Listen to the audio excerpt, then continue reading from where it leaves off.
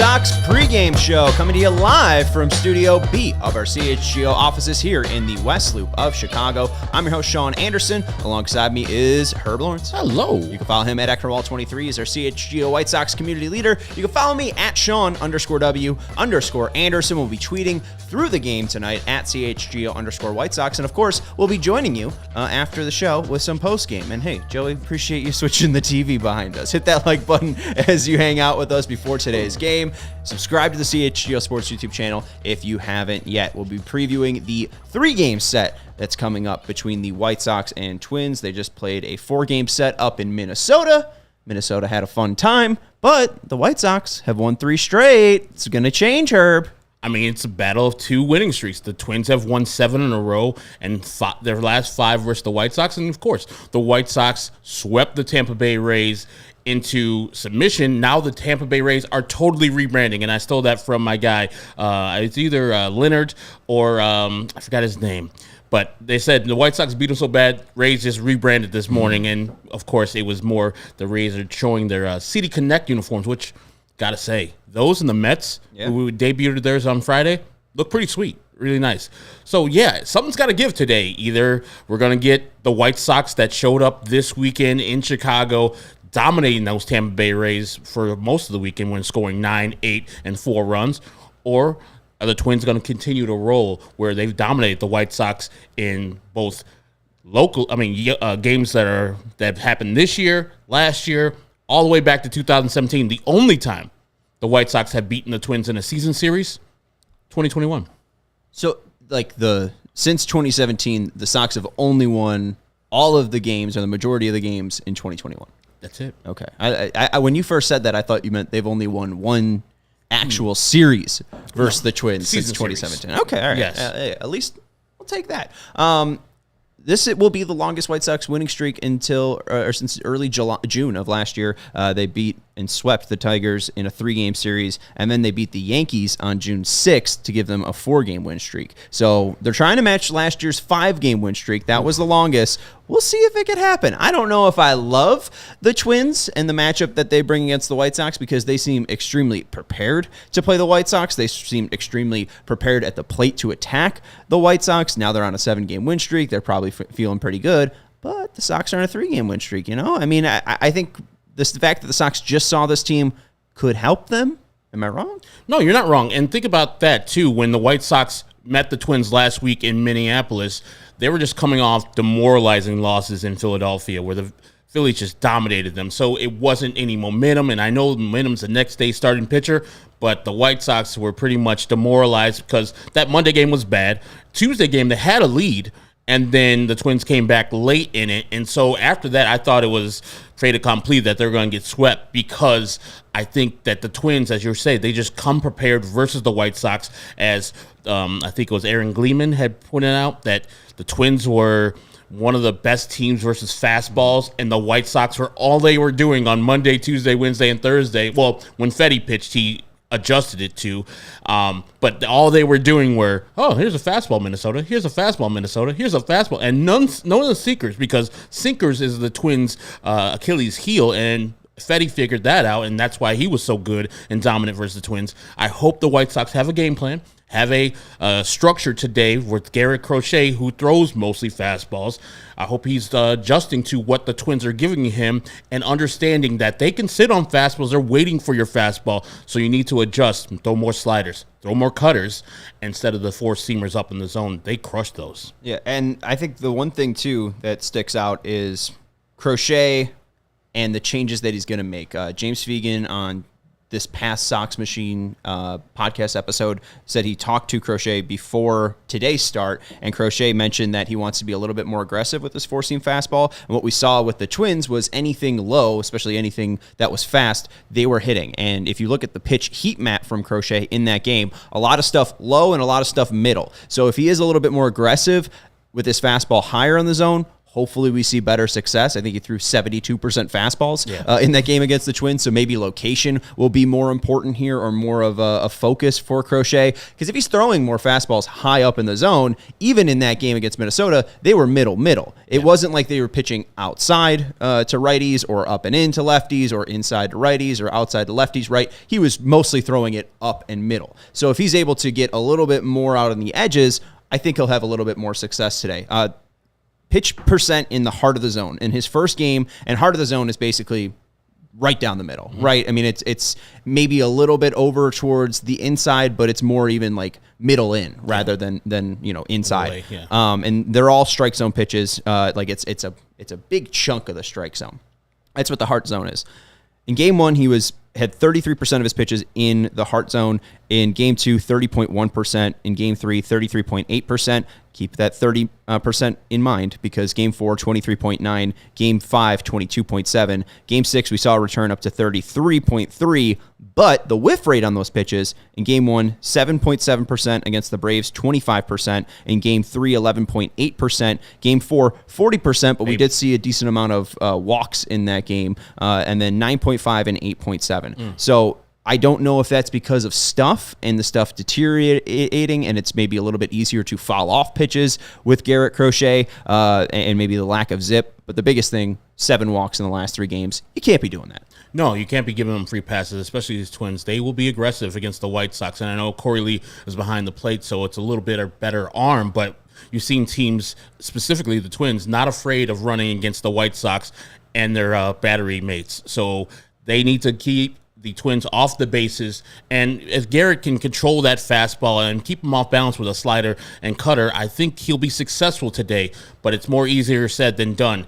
They got to him last time, and I'm sure that that's fresh in his mind. Hopefully he has the mindset of, hey, that was lucky. Good job. Savor the flavor, brothers, because today is the day I'm coming back and I'm shutting you guys down. Hopefully. I called him Randy Johnson after opening day, and I guess that wasn't accurate.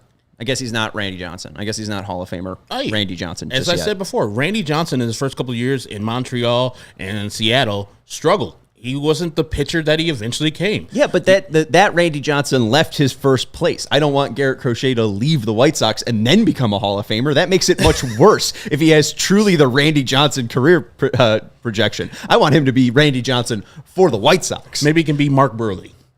Stay with the White Sox until they eventually like, hey, your cost too much. Get your ass out of here. We're going to choose John Danks. He's going to go down to Atlanta and go home. I guess Toronto wasn't his home. That was St. Louis. That was his thing. I think he wanted to pitch only in St. Louis that last year. He didn't even want to go to Toronto or Chicago, so that's why we saw that streak end. Yeah, Toronto didn't let him bring his pit bulls with him because they have a strict rule against that, pit bulls specifically in Toronto. So Burley was very pissed that he got traded to Toronto because he didn't ask for that. In Miami, he was like fine with it because Ozzie was down there. They're allowing pit bulls and other dogs like that. So he was like, ugh, these Toronto Blue Jays. But he still went out and did Burley things. They saw that massive ass truck he drives and they said that like, oh, we can't let that pass customs, eh? No way, Jose. We can't let that in there, eh? Anyways, Hoser, back up your truck there. All right.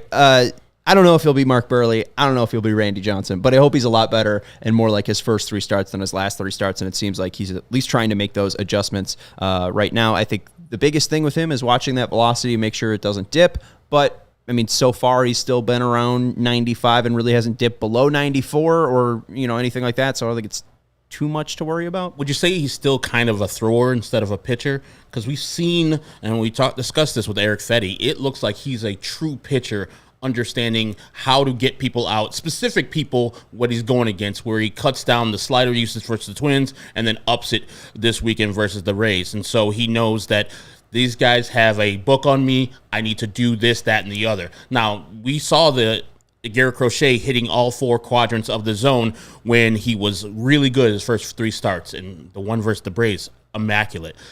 He needs to become more of a pitcher, and that's understandable. He's only pitched probably like under 100 innings in his major league career, so he still has to develop these things and get beat around like he did last week with the Twins. I think that will come eventually, and we'll maybe hopefully see that versus the Twins tonight, because another beating or another bad game versus the Twins, that could stick in your head. As you've seen with most of the White Sox, every time we see the Twins, it's been bad. I think they've lost to them 11 in the last 12 games. It's just some bugaboo with them, no matter if they're good or bad. Last year, they're the AL Central champs. This year, they're kind of struggling up until the White Sox got there, and then they got their offense going, and now the Twins won 7 in a row. Man, I would love to be a struggling 14-13. That sounds real nice right now, rather than 6-22. We'll talk about the Twins lineup and a little bit about Crochet. And you actually, I won't want to. You ask me a question. I do think that he's still a little bit more of a thrower. It seems like he trusts his four-seam fastball, which isn't a negative thing. I think it's his best pitch.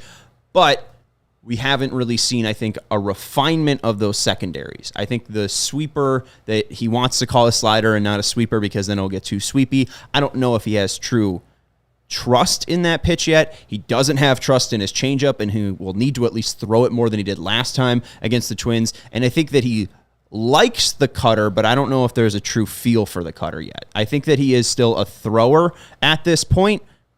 But again, if he's showing the command that he did in Game 1, I think that'll be a lot more effective. So we'll see how Game 1 is for Garret Crochet. Game 6, I guess it is. Start 6 for Garret Crochet. But Game 1 of this series. Why don't we take a break, let people know about what you're drinking. I'll let people know about how we're playing tonight, and then we'll talk a little bit more about this lineup. To me, nothing says summer more than hanging out with your people, whether you're at the ball game or just at a cookout, and chilling and drinking a Leinenkugel's Summer Shandy. Went up to Wisconsin this weekend. Has got a bunch of those this week. And also I got some Leinenkugel Original Lager, which you can only get up in Wisconsin. So you got to go across the border to get that deliciousness. But I know you're saying, Herb, I love Summer Shandy during the summer, but I want to drink Leinenkugel's 365. Where can I get, and what flavors do they have all year round? I'm glad you asked. As I said, they have Original Lager, Light Lager, Lakeside Cherry, which you've seen us drink on this set before, Berry Weiss, Juicy Peach, Northwoods Amber, Dark Lager, and so many more, including Honey Weiss, which is made with real Wisconsin honey. So it's good. And if you've tried any of their beers, you know that Leinenkugel's brings the flavor for whatever occasion that you're celebrating. For over 150 years, Leinenkugel's has combined German brewing traditions with Wisconsin innovation. You don't have to just pick one. Leinenkugel's popular variety packs come with 4 favorites, so you could try and enjoy them. Flavor life's simple moments with Leinenkugel's, the official craft beer of the Chicago White Sox. Go to Leinie.com/CHGO to find delivery options near you. What's up? Oh, didn't you pick up something fun in Milwaukee? Oh, yeah. I picked the original up, too. Original's up. Yeah, I got that in the fridge right now. I think Leinenkugel is best in a bottle. And that might be every beer. But if you can get it on draft, I'll tell you what. You can get it at the Leinie Lodge down at Guaranteed Rate Field. Let's see. Let's get back. Go to Leinie.com/CHGO to find delivery options near you. That's LEINIE.com/CHGO, or pick up Leinenkugel's pretty much anywhere that they sell beer. Leinenkugel's, flavor the moment, celebrate responsibly. The Jacob Leinenkugel I keep on stumbling on that one. The Jacob Leinenkugel Brewing Company. Chippewa Falls. Yes, and we also want to let you know about our friends over at Prize Picks. They're the largest daily fantasy sports platform in North America, and they are the easiest and most exciting way to play DFS. It's just you against the numbers. Instead of battling thousands of other players like pros and sharks, you pick more than or less than on 2 to 6 player stat projections and watch the winnings roll in. I'm kind of up in the air here. I don't know what to do with Joe Ryan's player strikeouts. The Sox just saw him, so I'm tempted to take less. But what's the number? He has a really good fastball, and the White Sox can't hit fastballs. So I don't know where to go here. The number, I can't log into my account. That's fine. It was logged in already. He had 8 last time he was versus the White Sox. I would assume it's probably more than or less than 5.5. I would say more than. The White Sox like to strike out. No Tommy Pham. No Tommy Pham at all. And the guy who hit him home run last time against them, one of them is no longer on the team with Kevin Pillar. I will take more strikeouts on Joe Ryan, and I'll take more strikeouts on Garret Crochet. And then boom, in less than 60 seconds, you can make an entry over at PrizePicks. So go and download the app today. Sign up at prizepicks.com/CHGO and use code CHGO for a first deposit match up to $100. That's prizepicks.com/CHGO and use code CHGO. Pick more, pick less. It's that easy. All right, so let's look at the Twins lineup. A familiar face is in the lineup that wasn't in the lineup last series. Ryan Jeffers is leading off at DH. Batting second, he's back. Carlos Correa at shortstop. Batting third, Jose Miranda at third base. Batting fourth, Byron Buxton in center field. Batting fifth, Manuel Margot in right field. Batting sixth, Carlos Santana, the switch hitter at first base. Batting 7th. I don't know how to count. Willie Castro out in left field. He's also a switch hitter. Christian Vasquez is doing the catching and batting 8th. And then Kyle Farmer rounds out the Twins lineup at second base. A lot of righties. And I think that's the biggest thing that sticks out. Every single one of them is a righty outside of Santana and Castro, who are switch. Yeah, it's a smart move by Rocco Baldelli to counter what Garret Crochet is a left-handed hitter. Throw a bunch of right-handers in there. And, yeah, the Twins are usually a big-time team that has a bunch of lefties, the Kirilloffs of the world, Max Kepler, I hate, Edward Julian. Yeah, and so we'll probably see those guys as soon as Garret Crochet leaves the game. And hopefully we won't see him. Garret Crochet, complete game, 9 innings, 1 strikeout. Or 10 strikeouts, 1 earned run. I got a feeling for sure Kyle Farmer's ass is being pinch hit for Eduardo Julien. And just to answer Justin's question in the chat, Vinny's at the park, and he will be here for postgame. Actually, we fired Vinny. We gave him the pink slip earlier today. Hit that thumbs up button. We appreciate everyone hanging out with us. And if you got any questions, make sure to throw them out in the chat. What was the Ken Bastida thing where Taney used to always play? He's like, he died celebrating his birthday. And then, unfortunately, he was a cancer survivor. Yes. Leading off for the Sox. Inside joke, guys. Don't write your letters. Fortunately, John Lester survived cancer. Nicky Lopez leading off at second base. Batting second, Andrew Vaughn at first base. Batting third, Gavin Sheets in right field. Batting fourth, Eloy Jimenez at DH. Batting fifth, I know how to count, I swear. Andrew Benintendi in left field. Batting sixth, Danny Mendick at third base. Batting seventh, Rafael Ortega in center field. Batting eighth, Paul DeYoung at shortstop. And batting ninth, Corey Lee. Let's go to Minidar, setting up Vaughn to not succeed in Fam's 2 slot. Benny should be second, Vaughn sixth until he hits. You brought up the idea of Vaughn going to AAA, and then you see him in the 2 spot here. Do you think you're right about Minidar, or Minidar's right about Vaughn, not setting Vaughn up to succeed? I think he's giving him more at-bats, and it's a different at-bat when you're a 6th guy and a second guy. I think that Pedro is trying to get him going. Now, has he earned the right to hit second, and is he a prototypical 2-hitter? No. He doesn't get on base enough. He doesn't do the things that a 2-hitter can do, like hitting behind the runner, bunting, as Pedro would like to do.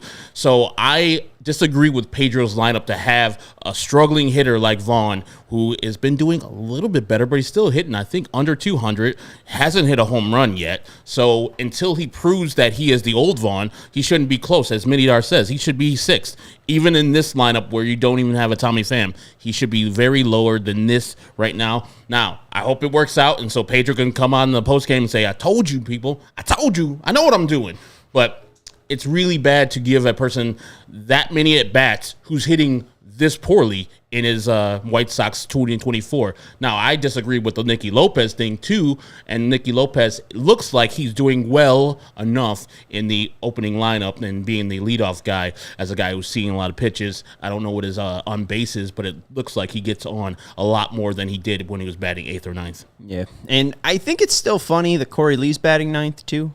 Just looking at this Sox lineup, I get it because he's a catcher, but also he's one of your hottest hitters. Like, you're batting him above Danny Mendick. Like, I'm fine with Mendick playing, but even Ortega getting more at-bats than him. Like, I would like to see a little bit more from the guys that are doing something like Corey Lee and a little less from Andrew Vaughn. And, hey, if Andrew Benintendi's feeling so damn good, put him at second. I mean, again, you're paying him $17 million. He should be able to get on base. He should be able to drive the ball. Like, we have all been expecting more from Andrew Benintendi. Hopefully he can keeps it up with the Rays, away from town now and with the Twins coming in. But, I mean, maybe they just don't believe in him. Maybe they don't want to put too much pressure on the, 7-8 year vet? Yeah. I think what are we doing? Yeah, I think, 2 home runs, 10 RBI in his last 2 games, both of them versus the Rays. I think that I know what Pedro's trying to do, keep him at the spot that he has been doing so well at. But like you said, if that guy is the guy you need to be at second or be at bat 5th or 6th, I would put him at second because he's been proving lately, he's been pulling the ball. He's been showing you that can come through in clutch moments. You would want Andrew Benintendi up more right now than you would want Andrew Vaughn, which is very weird to say because I would never thought after last year's year, even though Vaughn wasn't great, he still hit 20-plus home runs and hit 250. Andrew Benintendi is not good, but he's hitting really well right now. And hopefully he's figured something out and he can just continue this hot path, because when he bat flipped that home run, I was like, all right, a little sauce, a little fuck you to everybody. He said what's up to the haters there. I don't know about that, because if he immediately hit it and then bat flip, sure, but he did wait. He waited to make sure it was out. I think he knew off the bat, hey, this feels good. But let me take a couple steps. Let me just wait until I see that right fielder. It's kind of like me with MLB The Show. If I don't get that actual no doubter animation, it's just like you're running to first, like charging for a double, and then you see the right fielder go up on the wall and just look up, and you're like, oh, it's a homer. What's my stupid ass running? Oh, my God. Sometimes in that game you hit a perfect, and it's a fly out the center. I'm like, how? And it's a real powerful hitter. I get mad at the game. Almost going to throw the controller away, but I get what you're saying there. Yeah. All right. Let's let us know about the click to pick. I won because I kept picking Andrew Benintendi. Oh, man. Yeah. There you go. Last week I cleaned up with 12 whole points because my strategy is Andrew Benintendi all day, every day. So far, it's worked. I finally won 2 in a row. Yep. Feeling great. I'm not changing up my strategy. I'm going with Benny. Do you want to go into click to pick? Do you want to re-explain it to people what's going on? We do a weighted system. So we go from the person that we believe is going to have the most success or has the chance to have the most success. That person gets 1. So today, Eloy Jimenez has 1 point assigned to his name. And the person that we think is going to have the least amount of success, we put at 9. So for Sean, myself, Vinny, and then the contestant, who is a person in our Discord that's chosen random every Monday. I chose one today at 11 o'clock. He hasn't picked yet. So when that person doesn't pick, we just assign that person the highest value left on the board. You have picked Andrew Benintendi, who has 4 points assigned to his name right now. I have gone with Corey Lee, who has 5 points assigned to his name. So if Sean wins today, he gets 4 points for Andrew Benintendi. This is a week-long contest. So at the end of the week, if the contestant who is in our Discord beats all 3 of us within most points, like AJ did 2 weeks ago, he gets a T-shirt, and AJ just got his T-shirt this past Sunday. So he won last week, got his T-shirt already in the mail. So if Nate O161 gets the win this week, I'll send his T-shirt out. I believe he lives in San Diego, so he's probably working right now, as the San Diego hours are different than ours, and he'll get to us. If he doesn't get them, we'll send the person to him that has the lowest amount of points assigned to him. So 1, 2, 3, 4, 5 in that order. So he'll probably get Eloy Jimenez if Vinny didn't already take him, and I have Corey Lee. So Vinny said Eloy. Yeah, so Vinny has Eloy Jimenez. I have Corey Lee. I have Benny. You have Benny, and then if Nate doesn't get back to me, he'll be automatically assigned Gavin Sheets, who has 2 points assigned to his name. Joey, can you flash that last comment up on the screen, mainly because I can't read it, the username. Moni Bowles? Moni Bolis? Moni Bolis. Moni Bolis. The Twins have a magic sausage. What do the Sox have for good luck? The haters? They don't have a home run celebration, as I've seen. No, and I'm fine with that. Yeah. I mean, what are you going to sell? I mean, they haven't hit a ton of home runs, first off, and then also they're 6-22. I kind of get it. I love the magic sausage thing. A rancid, warm, wrapped sausage. I don't get what it has a connection to Minnesota, but I think that's kind of even better. Like, it should have no connection at all. Like, should the White Sox have a wrapped Portillo's hot dog? Like, that's too on the nose. I think the best thing is, like, those inside jokes. Like, the whole Don't Stop Believing for the 2005 thing is where the White Sox went out to a bar and they were clowning that song and singing that song like derisively, like this song sucks. And then that song kind of became their theme. It was like AJ, Aaron, I think Joe Creedy. And so eventually that song became their thing. So if this sausage thing probably has something where they're on the road somewhere, they got a bad sausage and they're like, oh yeah, that should be our good luck charm. That should be our home run thing.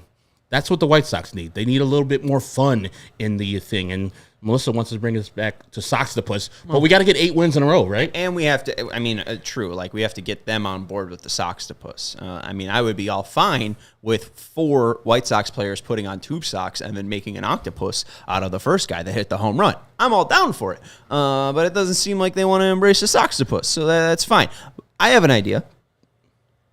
Guy who hits a home run gets greeted with a cigarette. Hits a heater when he hits a homer. A heater for a homer. MLB won't like that because No. they're smoking tobacco in the dugout? Boo. No, kids are like, ugh. I mean, Detroit has a Trident and has the Little Caesars thing, pizza, when they hit a home run, which is very clever. It's probably sponsored. Yeah, very, very clever. I mean, what's our local national pizza brand? Would it be Giordano's? Salerno's. Uno's? Salerno's Pizza. Salerno's. Salerno's on tap. Yeah. I like the Orioles one. They have the beer bong. Yeah. They use water. It's the hydration bong, I think. Hydration station. I'm all for with that. Moni brings up that they need the rat hole that was removed from the street. I think that's a little too big.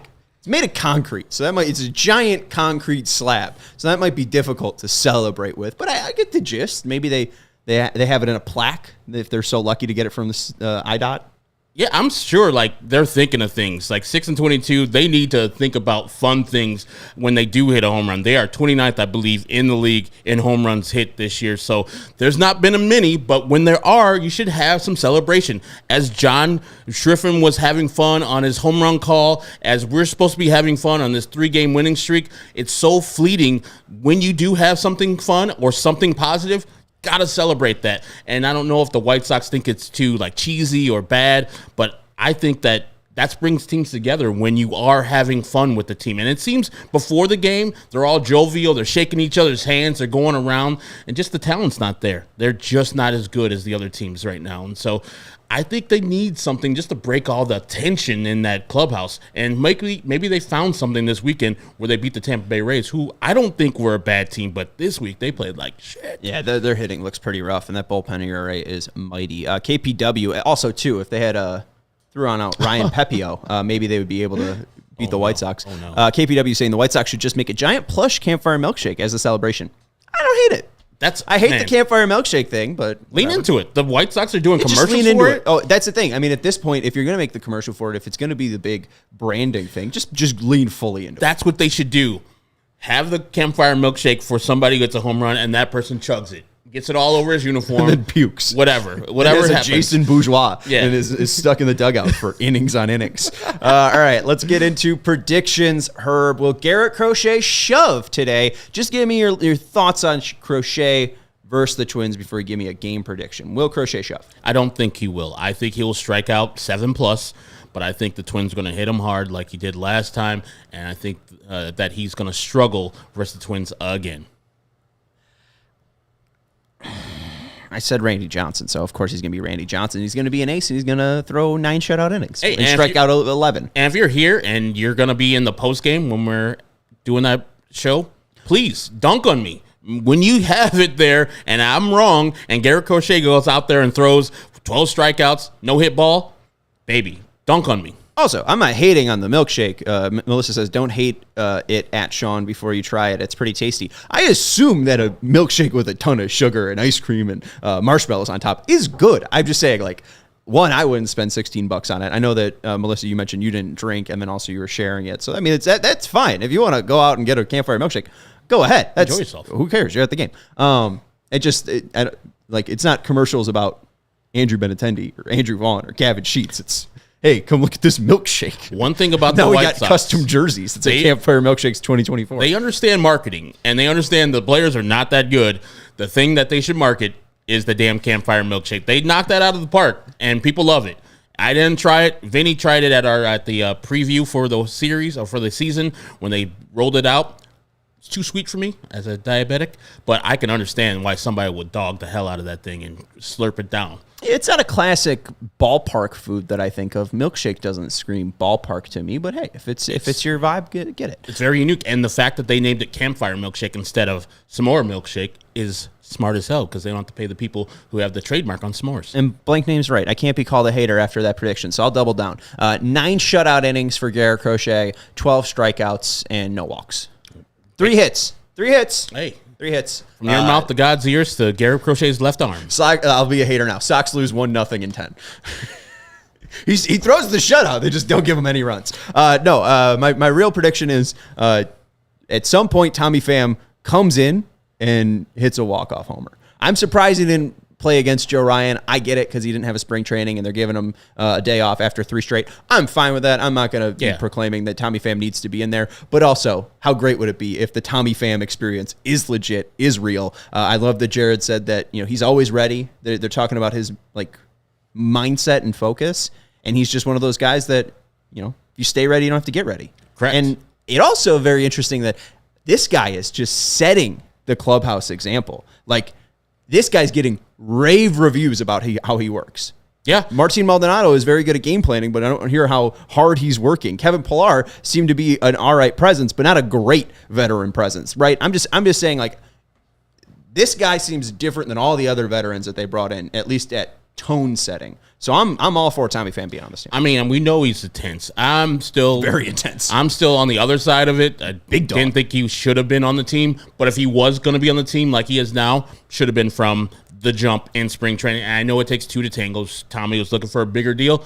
Hey, you probably needed, if you're a White Sox, to offer him a little bit more before he rejected your offer, and then you had to come back to them. So I like the intensity, but I just think a 36-year-old guy on a bad team really doesn't do anything unless he does this thing where he pushes his intensity onto the rest of the players, and that goes for the rest of their career, and they keep that going for the rest of their career. I just think they're scared of getting hit by Tommy Pham.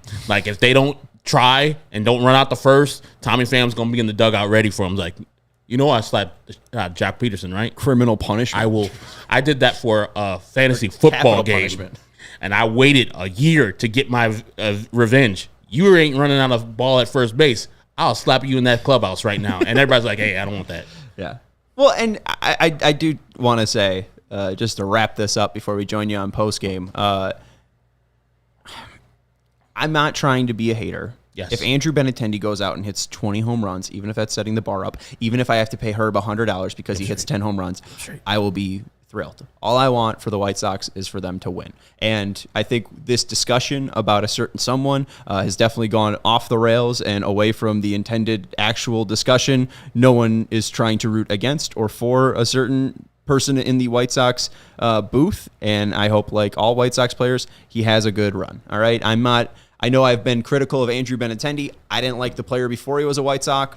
I still don't like the player because he's the same player that he was when they signed him. But if he goes off, I will be rooting for them. If the White Sox go on a 100-game winning streak, I will be thrilled, okay? I'm not trying to root against the White Sox. I'm not trying to be a hater. I am just trying to call it as it is as a White Sox fan. That's all. Okay, that's all. I enjoy White Sox baseball. Let's go enjoy some White Sox baseball, huh? Sox lose 1-0 in 10. I think the Sox are going to lose 6-5. Come on, we're being haters. I'm not a hater. Is it because they're going to play fast and they're going to play clean baseball and it's going to be a 1-run game? They're going to get to Joe Ryan, but I think Garret Crochet is going to get touched up still by the Twins. So at the end of the day, I think the Twins bullpen is much better than the White Sox bullpen. And once both of those guys leave, I think the Twins bullpen is going to shut down the White Sox offense, and then the Twins are going to get some runs off of our bullpen. Hit that thumbs up. We got over 40 people watching, so make sure you hit that thumbs up button. We will be joining you post-game after the White Sox and Twins play, no matter what happens, win or lose. Herb and I will be here, and then also Vinny will be joining us from the ballpark on post-game as well. Thank you to Joey for producing the show, and I'm going to end before I make any more mistakes. Goodbye.